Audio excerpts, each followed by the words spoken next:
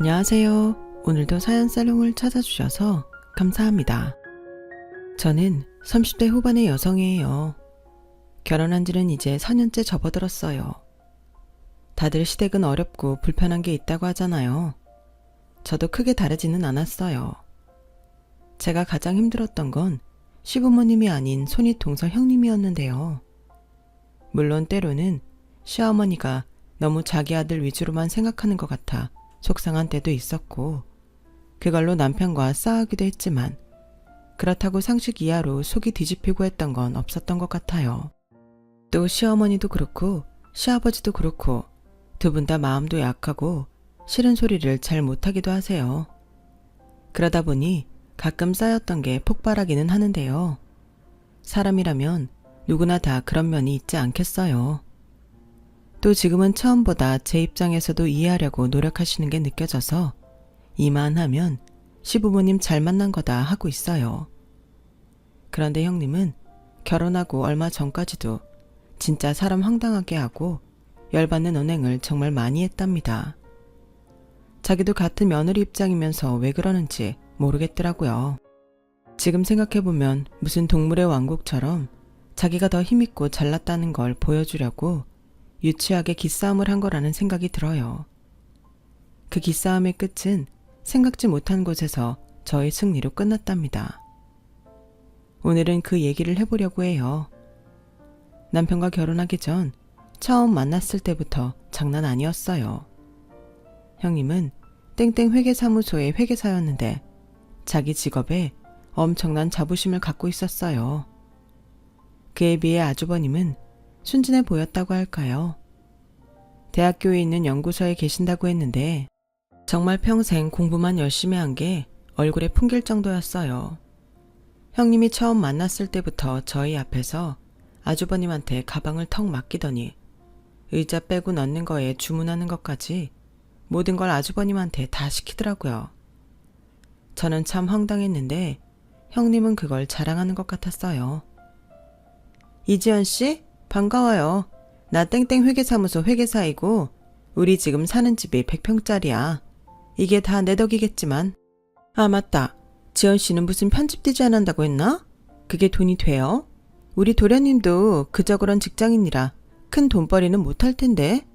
평생 부자 되기는 참 고난이 많겠다. 어쨌든 우리 결혼하고 지금 5년 만에 새 식구 들어오는 거라 집안 어른들은 기대가 많을 거예요. 뭐 나도 어쨌든 환영이고 잘 살아요. 네, 회계사 요새 참 대단했어요. 첫 만남부터 자기네 집 평수 자랑에 제 직업이 돈이 되느냐부터 해서 제 남편도 큰돈 못 만질 거라고 하지를 않나. 정말 상식 밖의 말만 쏟아놓는데 아주버님은 무안해서 저희한테 고개도 제대로 못 들고 계셨고 남편도 식사하는 내내 불쾌한 표정을 짓고서 두 사람한테 말도 잘하지 않았어요. 난 진짜 형을 이해할 수가 없다니까. 자기가 형수 비서야. 봤지? 형수는 자기가 직접 하는 게 하나도 없어. 왜 저러고 사는지 진짜 모르겠다니까. 형이 대학 다닐 때부터 그 흔한 연애도 한번 안 해보고 있다가 형수 만나서 푹 빠져서 결혼한 건데 솔직히 나도 그렇고 엄마 아빠도 별로 좋아하지 않았거든. 형 인생이니 형이 알아서 하겠지만 저러고 사는 거 보게 되면 내 복장이 다 터진다니까. 저렇게 생각하는 건 남편뿐만이 아닌 것 같았어요. 그 다음에 시댁으로 인사를 드리러 갔는데 시어머니가 저한테 이러시더라고요. 예, 요즘은 윗사람이라고 해서 아랫사람한테 함부로 말 놓고 뭐 가르치려고 들고 그러는 거 아닌 세상이잖니? 네 윗동서한테 기본 예의만 지키고 네 할 말 하고 그래라. 걔 마음에 들게 하려고 뭐 그럴 필요 없어. 걔 욕심 채워주지 말고 네 편한 대로 해라. 알았지? 저는 정말 주변에서도 이런 얘기 해주시는 시어머니는 들어본 적도 없어요. 시부모님은 저한테도 정말 잘해주셨고 내가 도를 넘는 시집살이는 안 하겠구나 라는 걸 느끼게 해주셨죠. 저희는 결혼식도 양가 축복 속에 잘 마치고 신혼생활을 시작하게 됐어요. 시어머니는 시댁에 일이 있어도 제게 무리한 요구를 하지 않으셨고 늘 형편에 따라 제가 힘들지 않게 해주셨어요. 시아버지도 잔소리를 한다든지 그런 게 전혀 없으셨고요. 그런데 정말 형님이 사람 골 때리게 하더라고요. 저희가 신혼여행 돌아와서 얼마 안 됐을 때 아주버님이 저희한테 밥을 사겠다고 해서 나간 적이 있었어요. 제가 퇴근하고 약속 장소에 가자 형님은 다리를 꼬고 앉아있다가 털을 괴고서 저를 위아래로 싹 훑어보는데 기분 참 별로더라고요. 스캔한다고 하잖아요. 그거 노골적으로 당해보니 참 사람한테 할 게 못 되는구나 싶더라고요. 저는 형님의 불편한 시선을 무시하고 밝게 인사했어요. 아주버님 형님 먼저 나와 계셨네요. 저도 끝나자마자 온다고 왔는데 제가 제일 늦었네요. 주문 아직 안 하셨죠? 제가 할까요? 자기 주문 안 했지? 자기 오면 하려고 기다리고 있었지. 라는 남편의 말에 제가 메뉴판을 펼치자 형님은 쓱 메뉴판을 가로채서 아주버님 앞에 놓더라고요. 일단 음식은 우리가 시키는 걸로 할게. 오늘 하고 온 센스 보니까 이런 데 와보지도 않았을 것 같고 뭘 시켜야 될지도 모를 것 같은데 쪽팔리느니 내가 하지 뭐. 라더니 제가 무슨 말할 틈도 없이 손가락으로 메뉴를 집어가며 아주버님한테 이거랑 와인은 당신하고 나만 하지 뭐. 라는 거 아니겠어요? 아니, 형수, 뭔 사람 선택권도 안 주고 이러시는 게 어딨어요? 도련님, 기분 나쁘셨어요? 저는 동서가 잘 모를 것 같아서 배려해준다고 그런 건데요. 그럼 도련님도 와인 마실래요? 참, 됐습니다. 뭐 어차피 오늘 형이 사준다고 했으니 시켜주시는 거 잘 먹고 갈게요. 남편은 엉뚱하게 해석해서 자기 할 말만 하는 형님한테 질렸다는 듯 알아서 하라며 더는 말을 안 하더라고요. 하긴 저라도 그럴 것 같았어요. 물론 저도 기분이 많이 상했고요. 어쨌든 저는 내색하지 않으려고 애를 썼고 식사가 나오고부터는 같이 밥을 먹어서 그런지 어색했던 분위기가 좀 누그러지는 것 같았어요. 그런데 디저트가 나오기 전에 형님이 불쑥 저한테 이러더라고요. 동서, 명품백 없으면 어떻게 내가 하나 사줘? 아니, 식사 장소를 들었으면 거기에 맞게 갖추고 나와야지. 여기 봐봐. 누가 그런 싸구려 가죽 가방 들고 나온 사람 있나? 아무리 없이 살아도 사람이 기본적으로 갖추고 있어야 되는 게 있잖아. 네, 형님. 그럼 형님이 하나 사주세요. 감사히 받을게요. 이렇게 선물을 받을 줄 몰랐네요. 제가 넙죽 그 말을 받아들이자 형님은 당황했는지 얼굴이 빨개졌고 눈동자는 갈 곳을 잃고 흔들렸어요. 아니, 아무리 그래도 어떻게 고민 한번 안 하고 바로 그렇게 사달라고 해? 동서한테 무슨 말 함부로 하면 안 되겠네. 당황스럽다. 사주신다고 해서 감사히 받겠다고 한 것뿐인데요. 뭐 지금 사정이 안 되시면 천천히 사주셔도 돼요. 어머머, 동서 말 좀 이상하게 한다. 내가 돈도 없는데 무조건 지르고 받다는 거야? 형님은 손으로 파닥파닥 부채질을 하며 열을 식히더니 갑자기 화장실을 갔다 오겠다며 자리에서 일어났어요. 남편은 그 모습에 쿡 웃다가 얼른 참았고요. 집에 오는 길에 남편은 제 덕에 속이 다 시원하다고 했어요. 형수 당황하는 거 보니까 진짜 그동안 막혀있던 게 확 뚫리는 것 같더라니까. 너무 재밌었어. 근데 자기도 기분 나빴지. 어쩜 저렇게 사람을 대놓고 무안하게 하는지. 난 형수 보기 전에 회계사가 저렇게 대단한 사람들인지 몰랐잖아. 나라고 뭐 기분 좋을 리 있어. 근데 전에 어머니가 그랬잖아. 요즘은 무조건 윗사람 하는 말 참고 듣는 거 아니라고. 난 어머니가 이런 때를 대비해서 참지 말고 할 말 하라고 하신 것 같은데 그래서 대놓고 화내고 싸우기보다는 웃으면서 얘기해보기로 했지. 형이 하도 좋아하니 우리도 어쩔 수 없는 건데 난 진짜 형수 같은 사람 보다 처음 봐. 뭐 두 분이 잘 살면 그걸로 된 거 아니겠어? 나머지야 우리가 잘 대처하면 되는 거니까. 자기도 이제 너무 참기만 하지 마. 할 말은 해. 난 안 그래도 할 말 했어. 화내면서 말해서 문제지. 그래서 형수가 나 안 좋아하잖아. 아마 그래서 자기한테도 일부러 저러는지도 몰라. 그날 일은 그렇게 마무리되었고 얼마 지나지 않아서 시아버지 생신이 다가왔어요.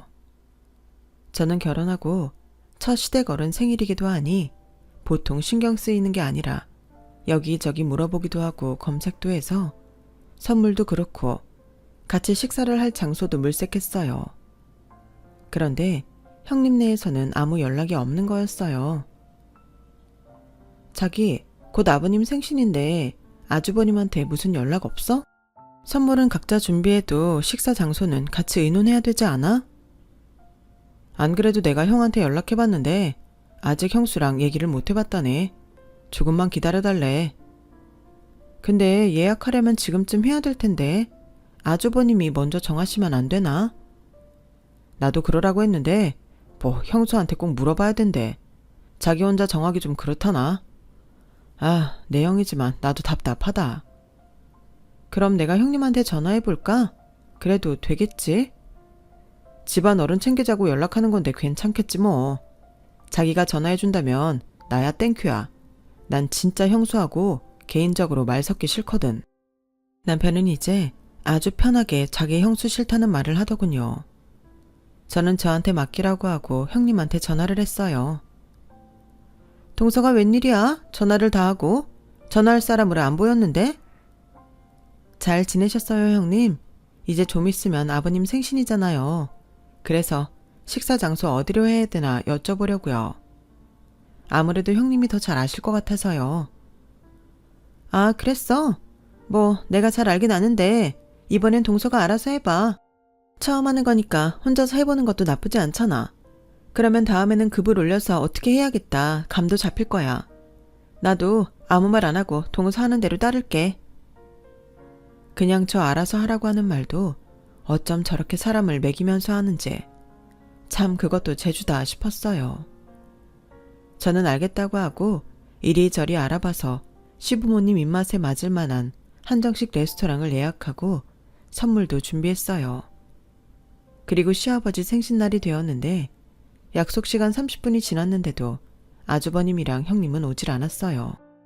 남편은 결국 음식을 갖다 달라고 하고 아주버님한테 전화를 했죠.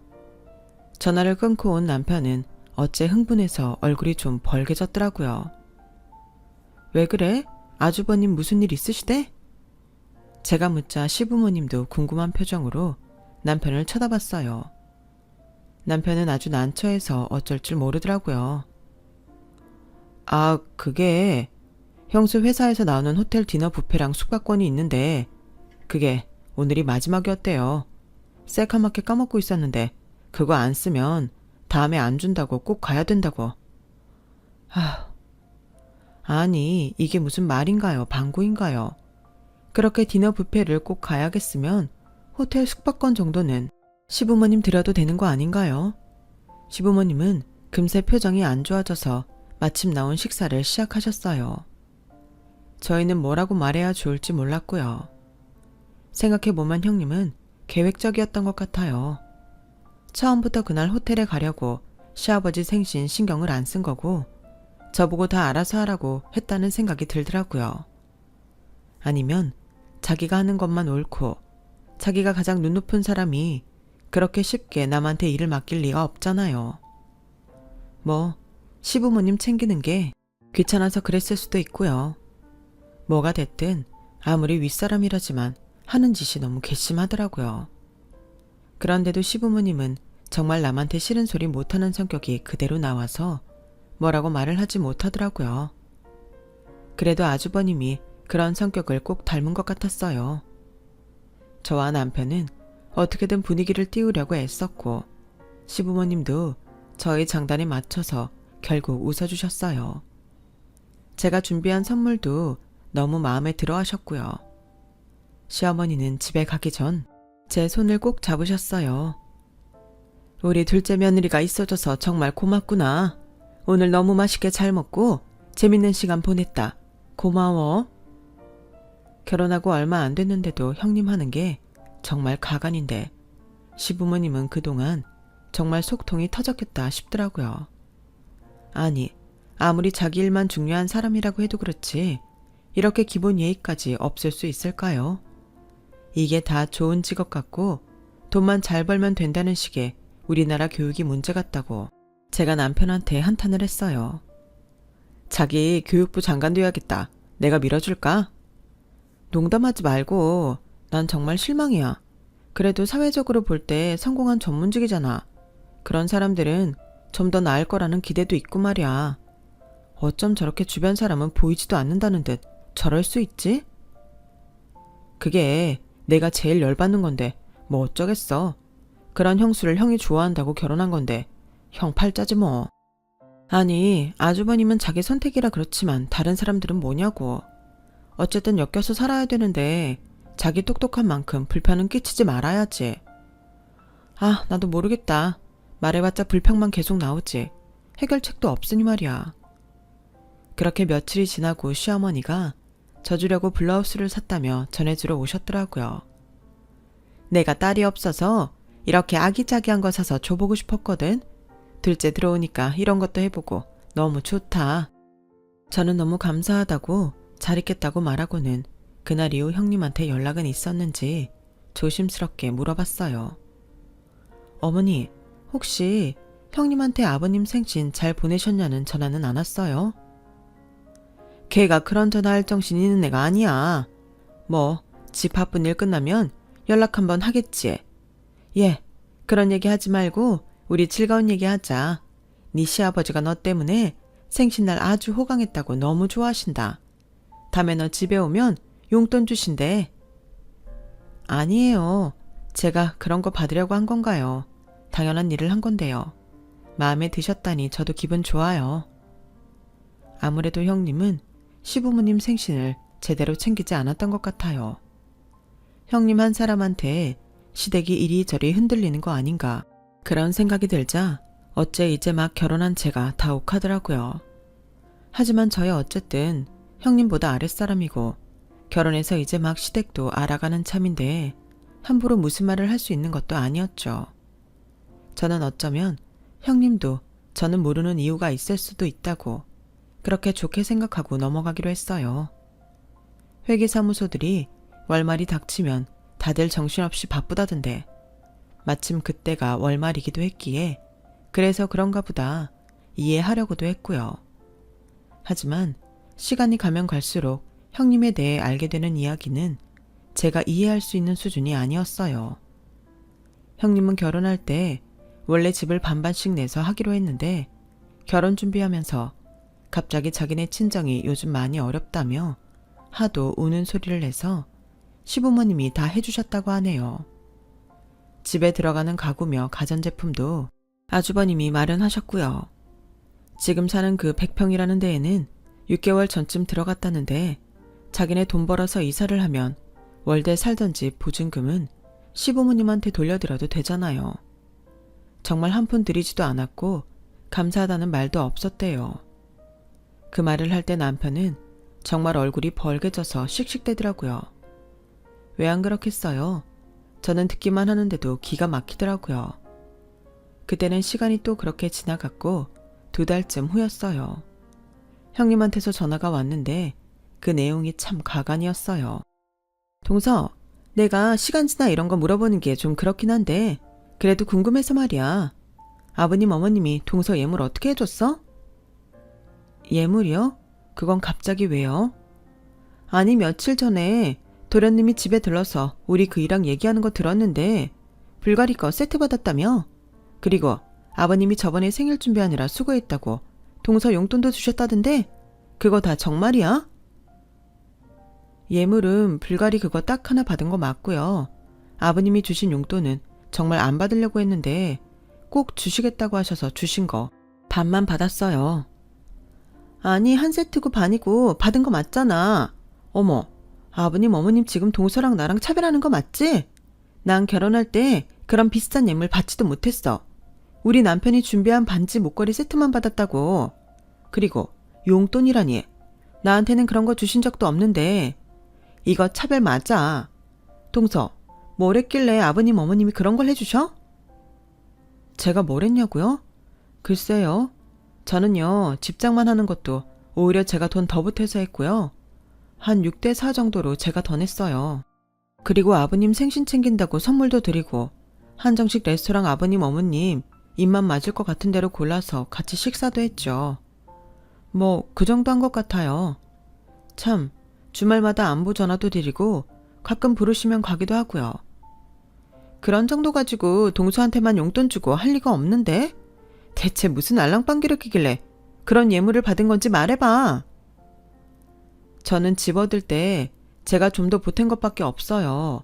제가 아버님 어머님 마음을 다 알 수 없으니 왜 그런 비싼 걸 해주셨는지는 저도 모르죠. 직접 물어보세요. 동서, 그런 걸 어떻게 대놓고 물어봐. 참나, 누구 눈치 없는 사람 만들 일 있어? 아무튼 알았어. 동서도 참 대단한 사람이네. 가지 거 알려주는 게 뭐 대수라고? 처음부터 보통 깜찍하진 않겠구나 했지만 이 정도일 줄은 몰랐네. 제가 깜찍한 인상은 아닌데 그렇게 봐주셨다니 감사해요. 저는 형님의 말도 안 되는 꼬인 말에 지고 싶지 않았어요. 제 옷차림이나 가방 같은 게 자기가 한 것보다 좀 저렴한 것 같으면 대놓고 깎아내리고, 제가 시부모님한테 자기보다 좋은 걸 받은 것 같으면 그건 또 못 참는다니. 어떻게든 자기가 남보다 나아 보여야 하고 욕심도 굉장히 많은 사람이구나 싶었죠. 그리고 자기 외모를 위해서는 정말 아낌없이 돈을 쓰는 것 같더라고요. 요즘 피부과 성형외과 가는 게 뭐 사치도 아니고 얼굴에 주사 맞는 사람도 많은데 그걸 뭐라고 하는 건 아니에요. 자기는 온갖 것 다 하면서 아주버님이나 아이한테는 전혀 신경을 안 쓰고 잔소리만 하는 게 얄밉더라고요. 남편이 아주버님을 만나고 오면 늘 열받아서 형님 너무한다고 화를 내는데요.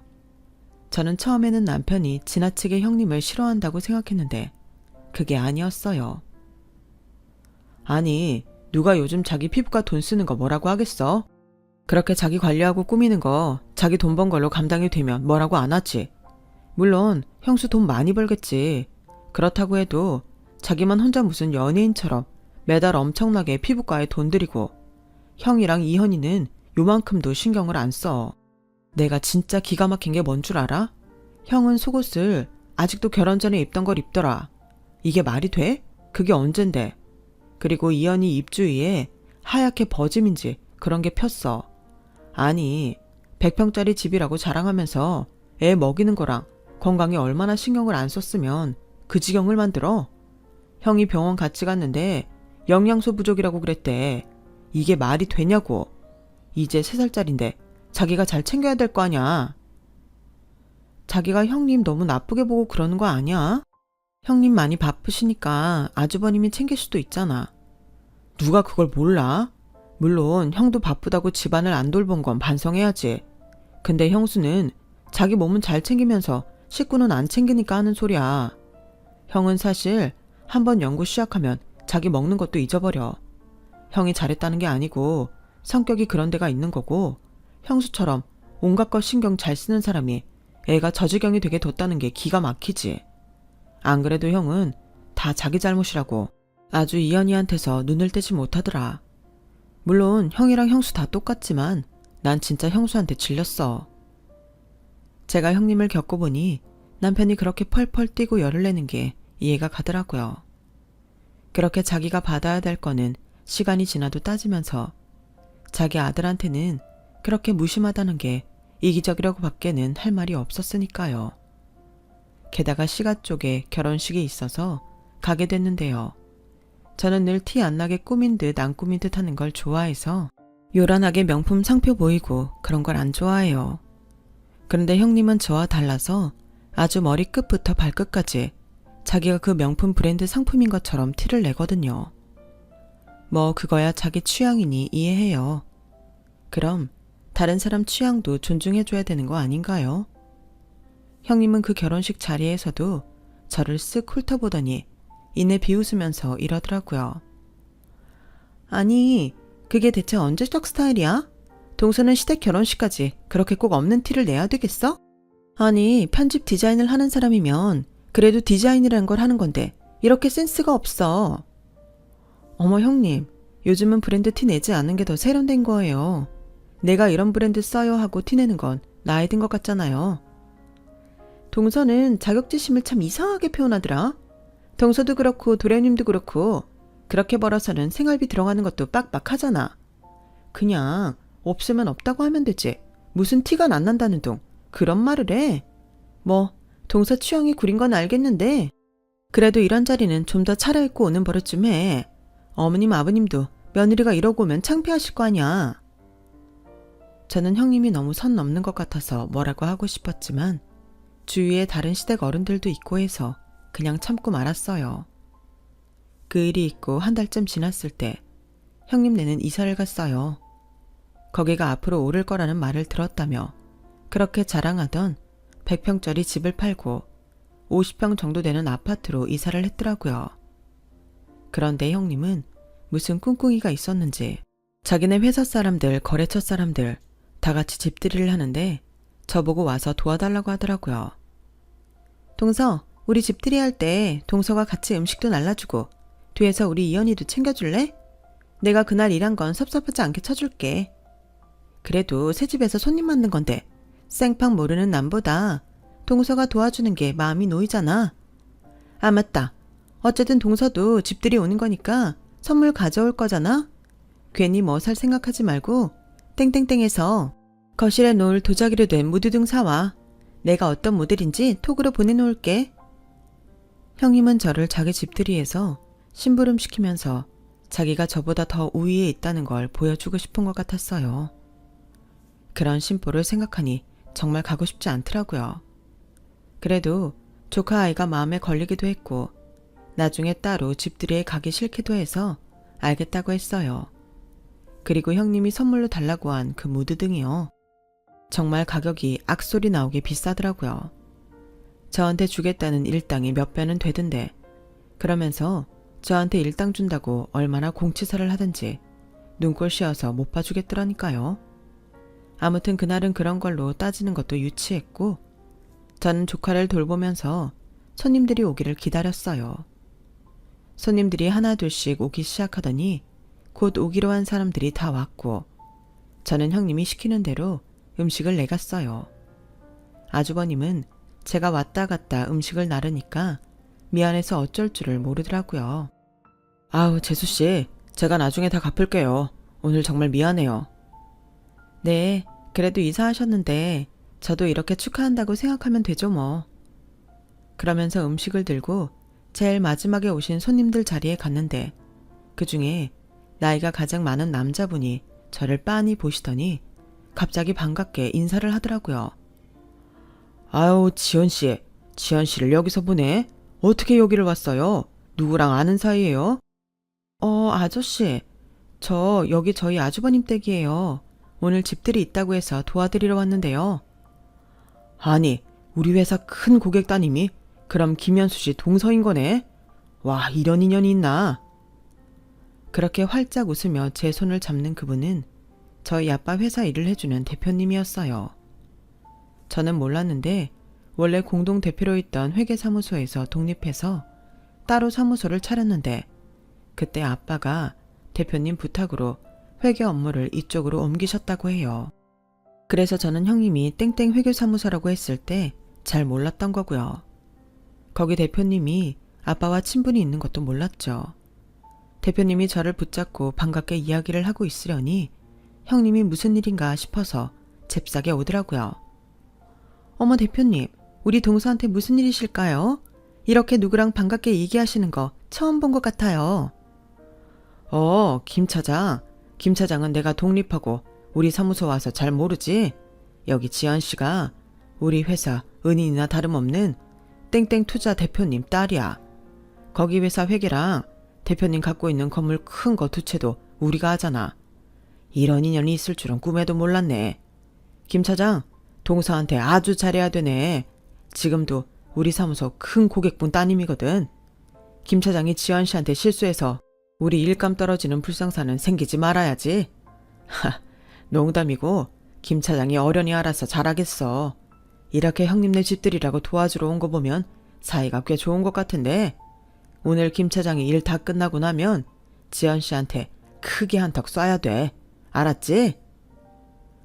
아, 네, 그래요. 동서 친정이 그랬군요. 형님은 얼굴이 불그락 푸르락 난리가 났고 입술이 파르르 떨렸어요. 저는 그걸 보고 웃음이 터질 것 같은 걸 겨우 참았어요. 사실 저희 아빠가 규모가 크지는 않아도 아주 알찬 투자회사를 운영하고 있었고 그 회사가 있는 건물과 그 옆 건물도 소유하고 계셨는데 그 건물이 좀 크거든요. 그런 사실을 전혀 몰랐던 형님은 깜짝 놀란 거고 대표님이 대놓고 저한테 잘해주라고 하니 완전 당황한 거죠. 대표님은 집들이가 끝나고 돌아갈 때까지 형님한테 저한테 잘해주라고 몇 번을 말했는지 몰라요. 자기 대표한테 뭐라고 할 수도 없고 형님은 어쩔 수 없이 예 할 수밖에 없었죠. 사람들이 다 가고 난 후 형님은 저한테 따지듯이 말했어요. 아니, 동서는 친정집이 그러면 그렇다고 말을 해줘야지. 왜 여태 아무 말도 안 했어? 이게 대체 무슨 경우야? 제 친정일이 형님하고 관계가 있을 줄 저도 몰랐죠. 아니, 그렇게 잘 사는 집딸이 왜 이러고 다녀? 누가 보면 아주 서민인 줄 알겠어. 형님, 제가 정말 말 안 하려고 그랬는데요. 지난번 결혼식 때 형님이 뭐라고 했던 그 옷이요. 그거 유럽에서는 굉장히 유명한 하이엔드 제품이에요. 저는 원래 명품 브랜드 떡하니 붙여놓은 거 별로 안 좋아해서 좋은 자리에는 주로 그런 거 입어요. 그리고 평소에는 일하고 활동하기 좋은 옷하고 신발이면 뭐든 괜찮고요. 원래 그런 거 신경 안 쓰고 오래 입고 오래 쓸 수 있는 거 좋아하는 것 뿐이에요. 그러니까 형님도 이제 제가 하고 다니는 것 같고 뭐라고 안 하셨으면 좋겠어요. 형님이 남한테 보이는 거 많이 신경 쓰시는 건 알겠는데요. 형님처럼 하지 않는다고 다른 사람들 쉽게 판단하시는 거 솔직히 아닌 것 같아요. 저 오늘 온 것도 이연이가 신경 쓰여서 온 거지. 형님 그동안 저한테 하셨던 거 생각하면 여기 단 1초도 있고 싶지 않거든요. 그러니까 앞으로는 제가 아무리 아랫사람이어도 말조심 좀 해주셨으면 좋겠어요.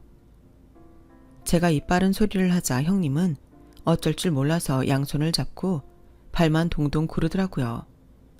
제가 옷을 갈아입고 나와서 집에 간다고 하자 형님은 그제야 제 팔을 붙잡고 사정하더라고요.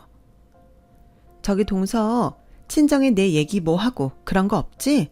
그동안 나 때문에 마음 상한 거 있었으면 내가 사과할게. 동서가 처음부터 친정이 어떤 집안인지 말만 해줬어도 이럴 일은 없었겠지만. 아차, 아니야. 지금 말한 건 잊어줘. 미안해. 내가 미안해. 형님은 사과한다는 말도 입이 겨우 떨어지는 게 보였어요. 그리고 미안하다고 하는 순간에도 얄미운 말을 하는 건 너무 의도적인 게 빤히 보여서 참 사람이 별로라는 걸 다시 한번 새삼 깨달았죠. 제가 아주버님하고 조카한테만 인사를 하고 나가자 형님은 엘리베이터 앞까지 따라오면서 동서, 내 맘 알지? 아무튼 앞으로 잘 부탁하고 미안해. 그리고 내가 오늘 동서가 사온 선물하고 일당하고 그 돈 다 붙여줄게. 형님, 선물은 선물이죠. 그걸 왜 돈을 주세요?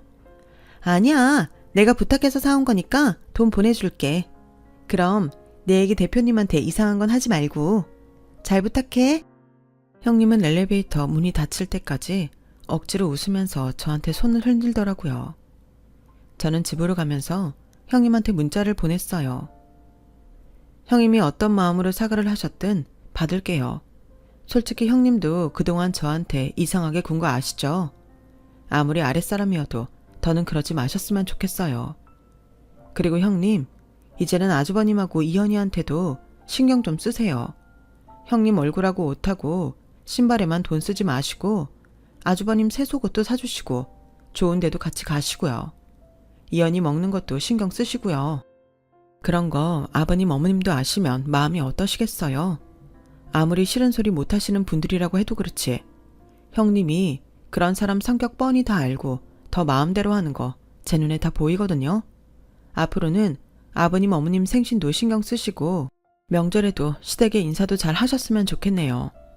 형님 명절에 시댁에 아무것도 안 하신다면서요. 저한테만 아버님이 용돈 줘서 섭섭하다고 하셨죠? 형님이 한 번만 명절에 찾아가서 인사만 하셔도 아버님 어머님 좋아서 용돈 더 주실걸요. 제가 말하는 게 주제 넘을 수 있지만 이제 형님도 윗사람답게 행동하시면 좋겠네요. 평소 같으면 제가 이런 말하면 난리 났을 형님인데 그날은 바로 저한테 꼬리를 내리는 문자를 보냈더라고요. 그래, 알았어 동서. 동서 말대로 할게. 저는 그 일을 저만 알고 있기로 했어요. 그래서 한동안 말 안 하다가 좀 지나서 얘기했더니 남편이 통쾌해서 어쩔 줄 모르고 웃더라고요. 정말 생각지 못한 곳에서 아빠 지인분을 만나서 형님이 그동안 저 먹인 걸 몇 배로 돌려준 것 같아서 저도 그날 일을 생각하면 저절로 웃음만 난답니다. 형님은 그 이후 제 눈치를 엄청 보더라고요. 저한테 잘하려고도 노력하지만 그게 다 친정백 때문인 게 눈에 뻔히 보일 정도로 떨떠름한 표정으로 하기 때문에 사람이 바뀐 건 아니라는 건 잘 알겠더라고요. 그래도 저한테 전처럼 함부로 굴지 않아서 그건 정말 좋더라고요. 말도 안 되는 소리 듣지 않아도 돼서 마음도 편했고요. 자기 대표 귀에 무슨 말이 들어갈까봐 전전긍긍하는 모습을 보면 좀 짠하기도 해요. 제가 자기 본 모습을 다 폭로하면 대표한테도 찍힐 테고 그렇게 되면 자기 회사 생활도 편치만은 않을 테니까요.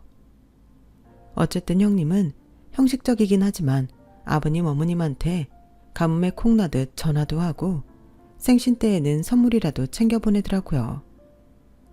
저는 형님을 보며 그런 사람은 되지 말아야지 하고 다짐한답니다. 제 이야기는 여기까지예요. 다들 재미있게 들어주셨길 바라며 이만 인사드릴게요. 감사합니다. 여러분, 사연 댓글에 응원과 현명한 조언 부탁드려요. 좋아요와 구독은 저에게 큰 힘이 됩니다. 오늘도 좋은 일 가득하세요.